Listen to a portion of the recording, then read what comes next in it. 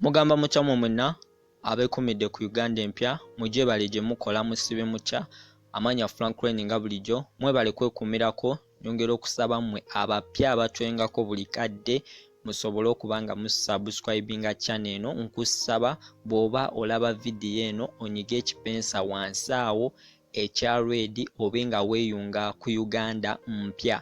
Amawulire tubadde na mangi wiiki eno kyenyinza okukugamba nti tubadde n'amawulire mangi era bingi ebibaddewo.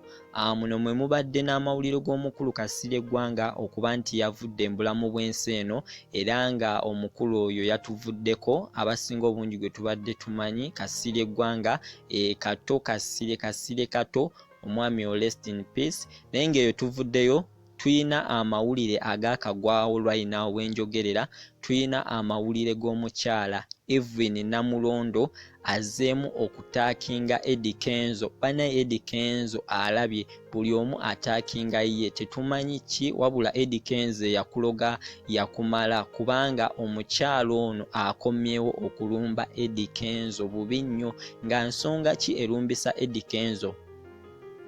Gye buvuddeko emabega Eddie Kenzo yalinga akaabira ku nsonga z'okulaba omwana we Amaalu n'atafuna mukisa gumulaba era teyasobola kuba nti alaba Amaalu ne bamumulemesa, wabula omukyala ono avuddeyo okutabukira Eddie Kenzo ng'agamba nti azze alaba ebibaawo nga Eddie Kenzo asaba okulaba Amaalu, ekintu ekitagenda kuddamu kusoboka, ekintu ekitagenda kusoboka olw'ensonga nti Amaalu essaawa zino waali alina omuntu omulungi, omuntu amuyisa obulungi. Oyo nno yaani ye Dokita Hamza, nti Amaalu omukwano gwalina wakati we ne Dokita Hamza tewali agenda gumujjako, tewali agenda mwawula ku Dokita Hamza, era nga ayinza n'okuba ne taata we Eddie Kenzo nga takyamujjukira. Omukyalo ono Evelyn Namulondo be bamu ku mikwano gya Leema abasinga, be bamu ku mikwano gya Leema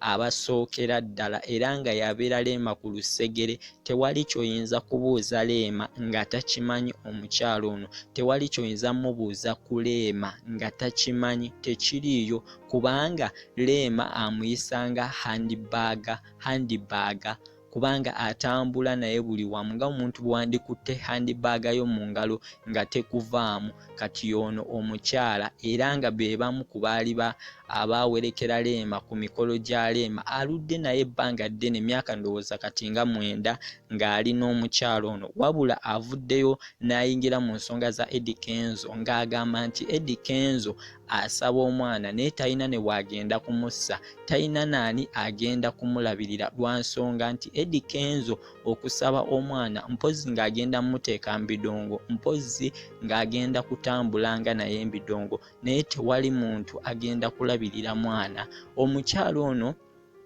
avuddeyo n'akompoyininga ku nsonga nnyingi ku Eddie Kenzo era ng'agamba nti Eddie Kenzo nga bwe yalekanga Leema mu nnyumba kye kimu n'omwana ono banamumuwa kyajja okukola okuba nti amulekaawo ate n'agenda ayiye ssente, ekintu ekitagenda kusoboka lwa nsonga omwana ali wakati mbazadde abasobola okumulabirira obulungi n'okumufaako. Franklin Gemanya mwebale kubeerako, subscribe. Uganda mpya, stay safe, stay home, mbagala nnyo.